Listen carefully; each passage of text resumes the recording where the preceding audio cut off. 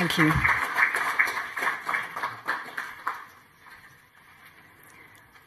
I would now like to invite Dr. Alfred J. Sumani, Executive Secretary of the National Science and Technology Council, and Professor Manasseh Mbonye, Executive Secretary of the National Council for Science and Technology, for the signing of the Memorandum of Understanding for the following agreement.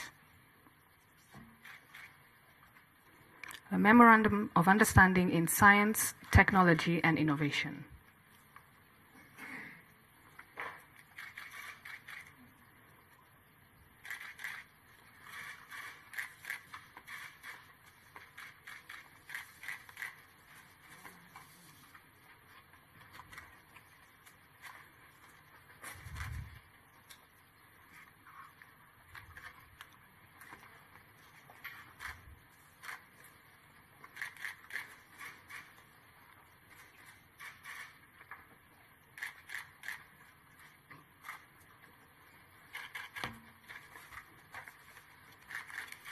Thank you.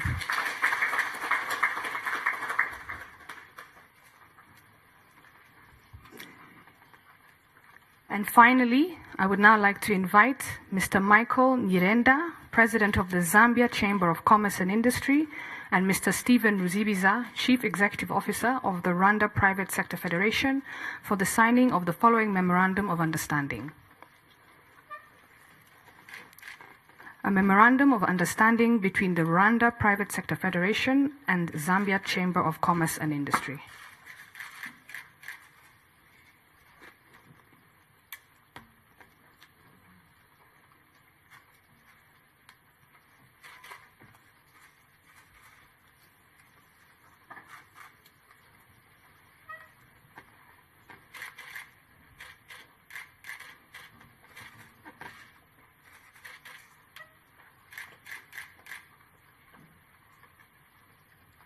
Thank you.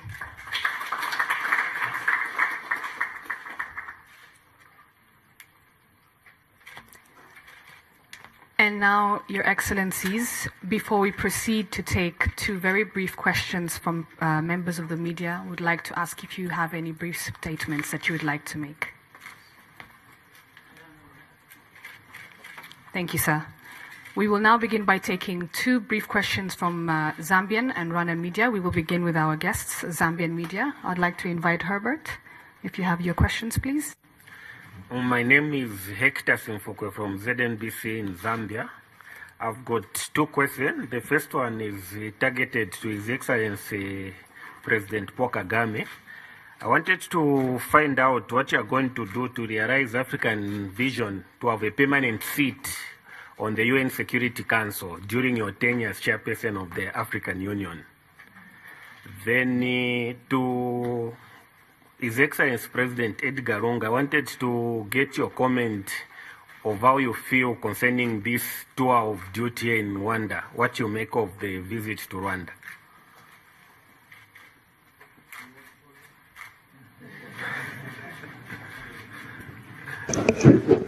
Thank you. For me, this is a consolidation of the emerging view of the current African leaders that Africa should look to itself for sustenance and development. And I think that when you look at the resource base of most African countries, you discover that we are resourcefully very rich, but we have no resources to talk about. People come and exploit our resources for nothing, and we end up importing our own resources. Talk about technology, we don't have to look beyond the continent of Africa. We have others who have made a head start in terms of technological advancement, whom we should look to. And then that's the only way we can consolidate our oneness, our Africanness. The reforms that we're undertaking, I think, which His Excellency, my brother President Kagame referred to, are intended to bring out Africa, the potential that Africa has, the voice of Africa. I think that this particular visit for me is a consolidation of my firm belief in the oneness of Africa. There's a lot we can do. Like I said off camera, that Zambia and Rwanda should be the torchbearer, that there's a lot of benefits to be realized from cooperation between African states bilaterally before it becomes multilateral. I think that this particular trip, for me, has discarded a lot of misconceptions about the potential that lies in Africa. Are you telling me that, for example, emeralds or gold or silver or copper or cobalt in Congo, DR here, ends with the boundary? Are you telling me that the diamonds in Angola, for example, end with the Zambian boundary? There's no diamond on the Zambian side. So I think that we need to wake up. In short, this is, for me, a confirmation that if we wake up now, we have done justice to posterity. But if we go into slumber, then we have done a disservice, and posterity will judge us very, very harshly. That, in a nutshell, is my view of this trip. It just confirms what I've always believed in, the uniqueness of Africa, and the fact that it's been taken advantage of by others who had the benefit of sharing Africa in Europe those days, in 1990 and so on. You know the history. Thank you very much. Yeah, during my tenure as chair of the African Union, my thinking is to do whatever is humanly possible, working with other leaders of our continent, to try first and foremost bring even closer the African countries and peoples of the continent,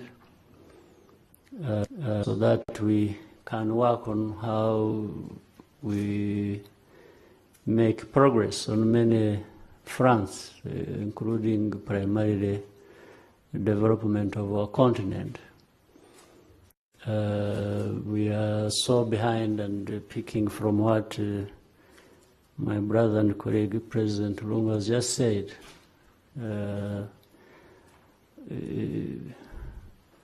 it's a shame in a sense that Africa has almost everything it needs to be where we want to be, but we are still very far from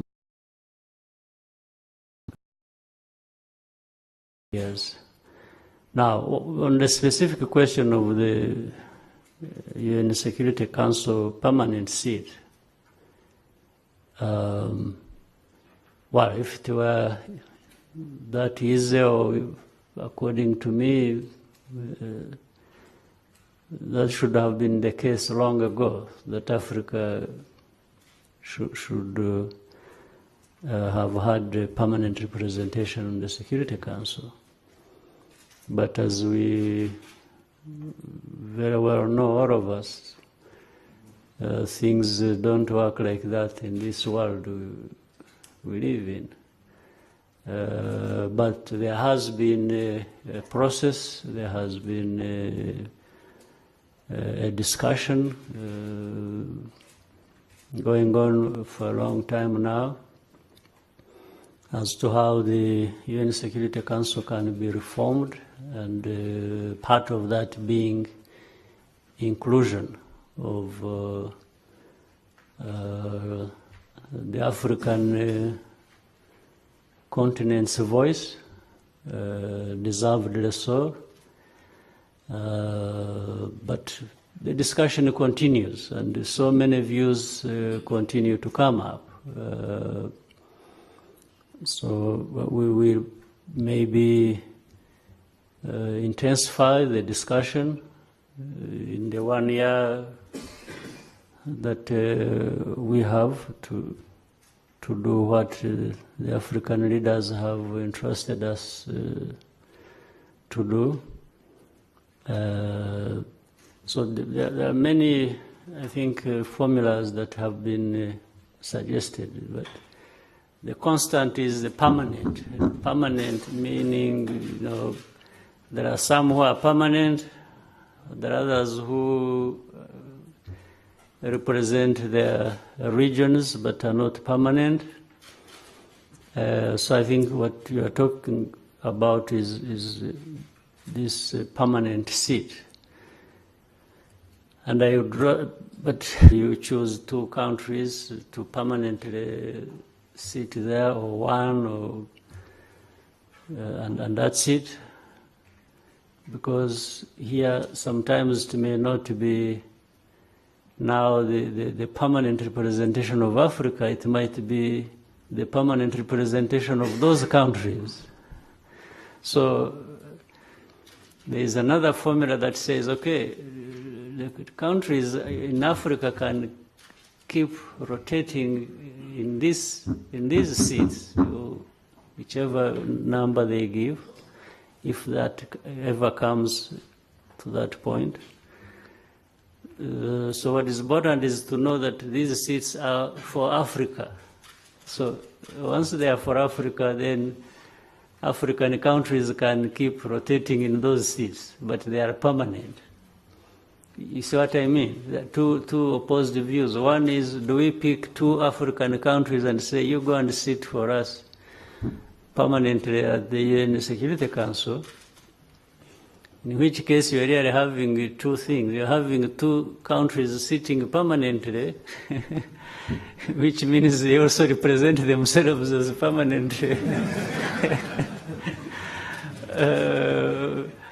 But they also, since they are African, you may say Africa is represented permanently there. But the other, again, as I said, is to say, okay, are these seats one or two or three for Africa? Yes, that's fine. If this is for Africa, then how we rotate in those seats as Africans is our business. It's up to you to decide which one you think is more representative. I have chosen mine, but that is, we will continue the debate and the discussions going forward, hoping that in the end we can actually have this representation with so much that may come with it, or I don't know what else. But there are many people around the world, or many countries, that are vying for this kind of seat or representation. So the debate is very complicated and complex in a sense.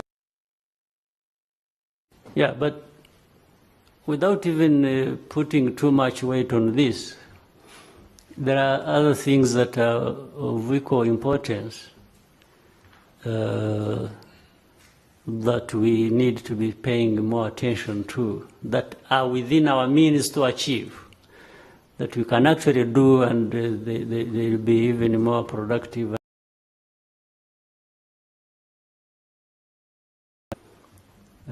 These hot seats that we may be struggling to achieve. Bringing together Africa, the unity of Africa, the integration in all aspects, political, businesses, and other things, and speaking with one voice in whatever forum is very productive, and even more productive than fighting for a permanent seat somewhere which you are not even sure you will get.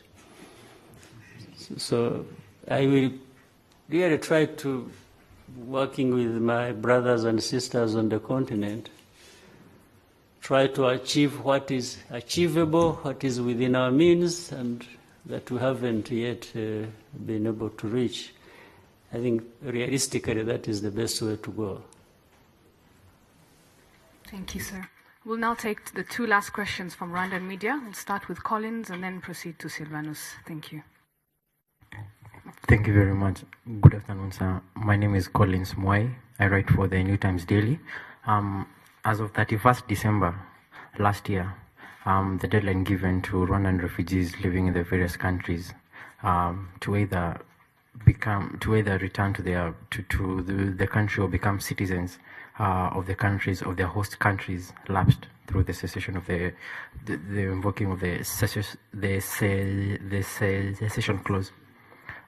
We have a number of Rwandans living in Zambia. What has been the discussions between the two countries, or what have you agreed on? What will be their fate, and what happens to them going forward? Thank you.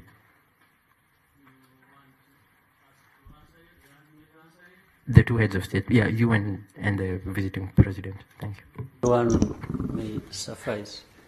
Well, I think the whole idea behind that is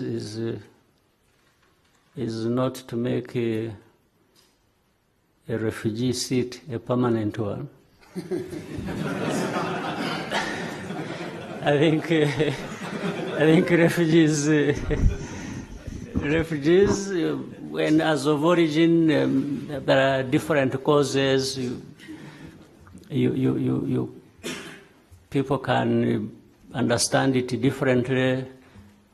Fine, but once there are these refugees, irrespective of what has created them, but which can also be looked at so that no more refugees are created, or that those that we already have, their problems are addressed and maybe they end the refugee status. I think that is the whole idea. We can't just keep producing refugees or having refugees as an end in itself, I think.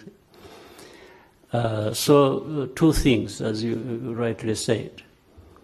One is either at a certain point, the reasons that made refugees have been addressed, and these people should feel comfortable to go back to their countries.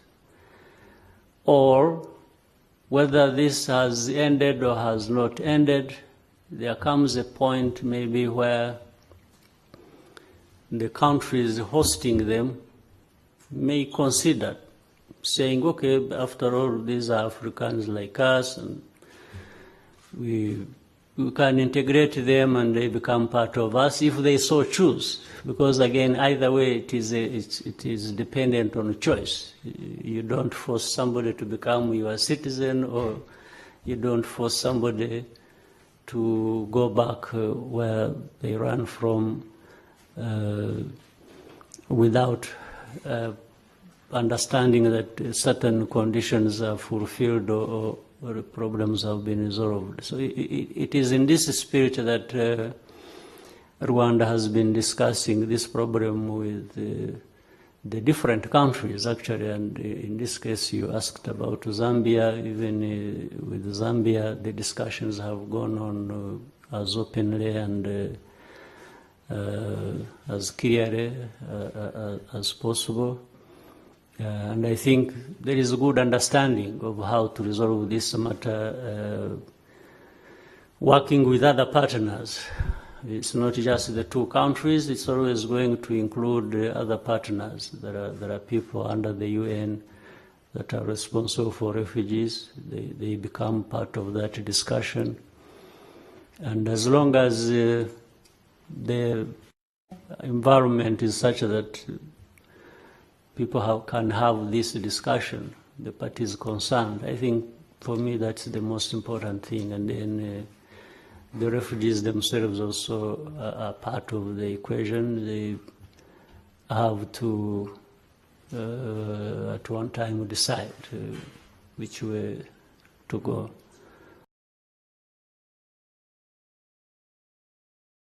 And a number of cases have been properly managed, and I think it gets better with time.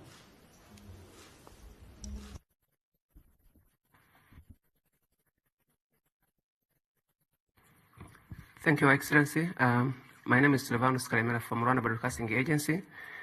My question goes to you, both Your Excellencies. The AU is undergoing major reforms, one being all countries to comply with their 0.2 levy on eligible imports. 2 years ago, Your Excellency, when this decision was taken in Kigali, only 21 countries have complied or agreed to comply with this good initiative. I'd like from you, both, Your Excellency, some of the challenges that you see attached to this entire process, and specifically on His Excellency President Edgar Lungu. We understand that Zambia is one of the countries that houses a number of fugitives committed genocide here in Rwanda. I'd like to know, to hear from you, Your Excellency, on a position on that, in bringing these people to book. Thank you. I'll start with the last part of your question. What we received in Zambia over the years, culminating into 1994, are refugees. And we don't know because we're not here. And then the international community and the UN have set up mechanisms which have been made available to us to identify the fugitives who are criminals and are wanted. And I think we'll comply with the international protocols. But meanwhile, we have an understanding between Zambia and Rwanda to help each other in identifying these people and bring them to book. But we will not go outside the law of our country and outside international conventions in doing this.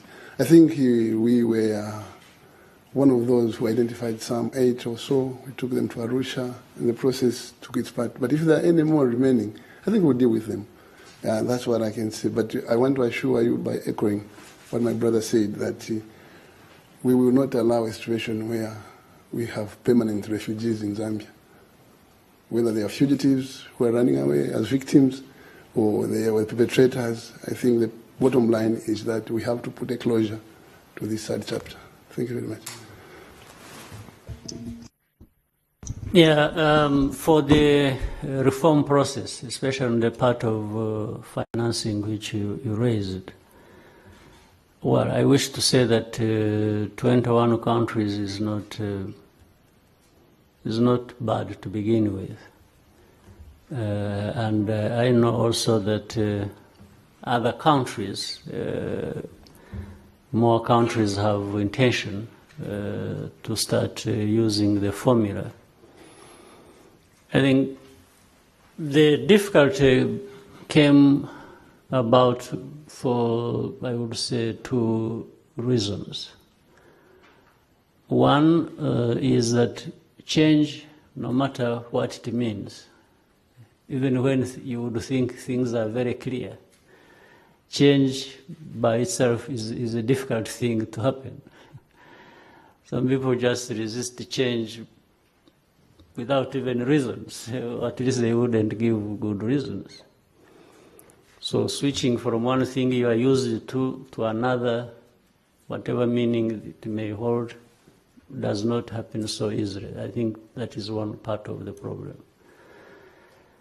The other part is, and we've been working on that, some people are not clear about what this implies. Some people thought, by using this formula, people will be paying much more than they were paying. Well, much more than they were not paying, because some of the market formula don't pay. that's the whole problem. But a lot has been put into trying to explain that actually this formula just makes it easy for collection of what is required to be paid. It has some level of automaticity, meaning it just happens.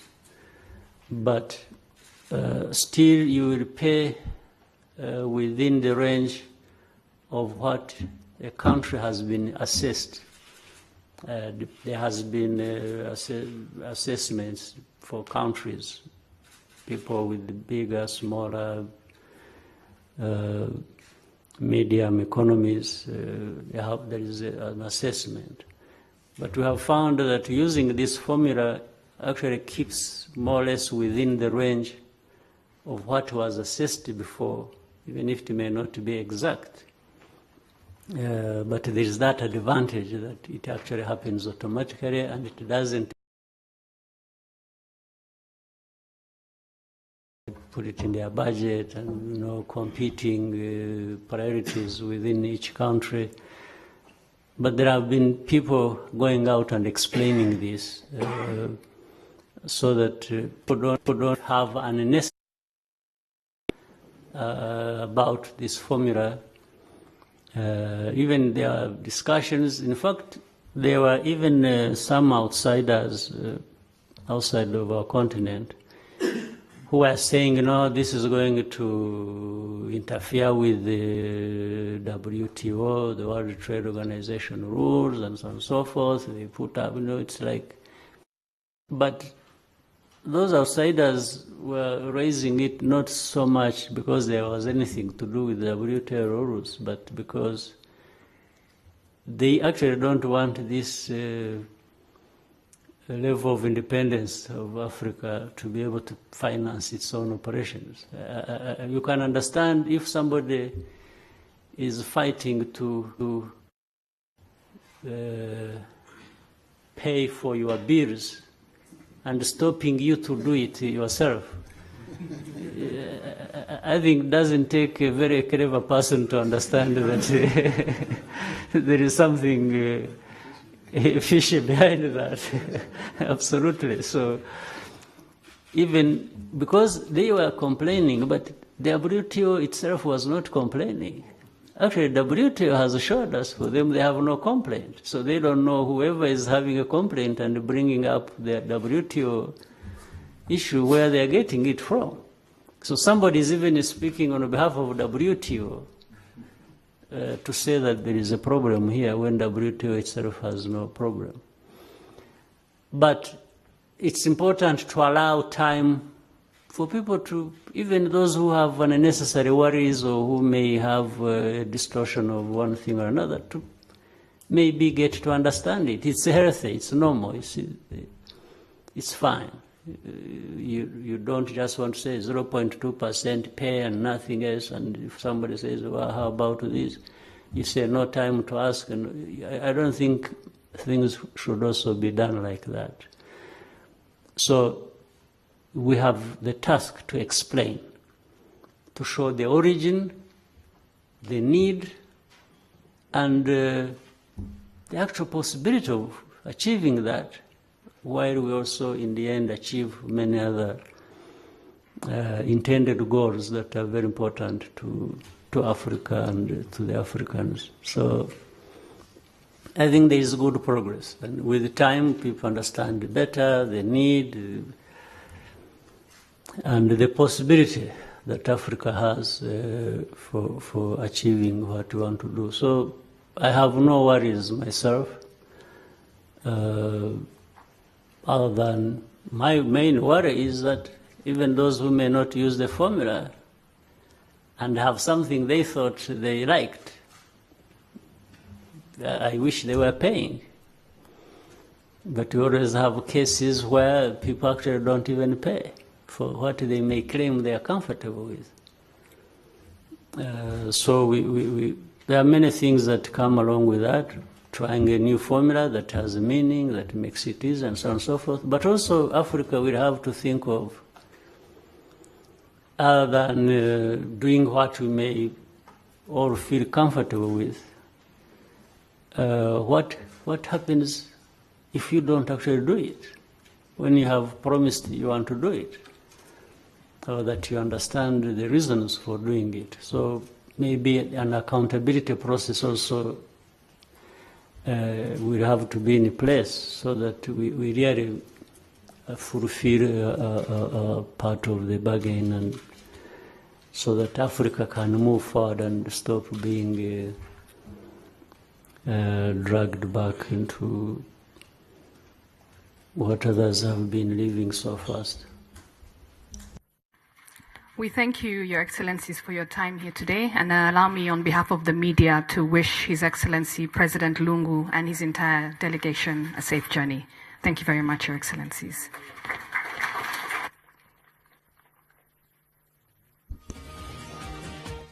mukomeje gukurikira televiziyo y'u Rwanda, ikiganiro abakuru b'ibihugu byombi bagiranaga n'itangazamakuru hano muri Village Urugwiro kirahumuje. ni ikiganiro cyagarutse cyane cyane ku mubano w'ibihugu byombi ariko no ku mikorere y'umuryango wa Afurika y'Ubumwe cyane ko y'u Rwanda Paul Kagame ari uyo muryango wa Afurika yunze ubumwe muri uyu mwaka. Mu bibazo rero abanyamakuru babajije abakuru b'ibihugu byombi, ikibazo cyabajijwe perezida w'igihugu cya Zambia nyakubahwa Edgar Lungu cyari cyo kumenya uru rugendo yagiriye mu Rwanda we uko arufata agaciro ruha. Yavuze ko ari urugendo rugamije kurushaho kubaka umubano hagati y'ibihugu byombi, ariko cyane cyane anavuga ko u Rwanda ku mpinduka rumaze kugeraho zamamaye hirya no hino muri Afurika, u Rwanda ari igihugu cyafatirwaho isomo ritari rito haba muri Zambia ariko haba no hirya no hino mu bihugu. Abanyamakuru none babajije abakuru b'ibihugu byombi uko batekereza uko Afurika yagira icyicaro gihoraho mu muryango w'abibumbye.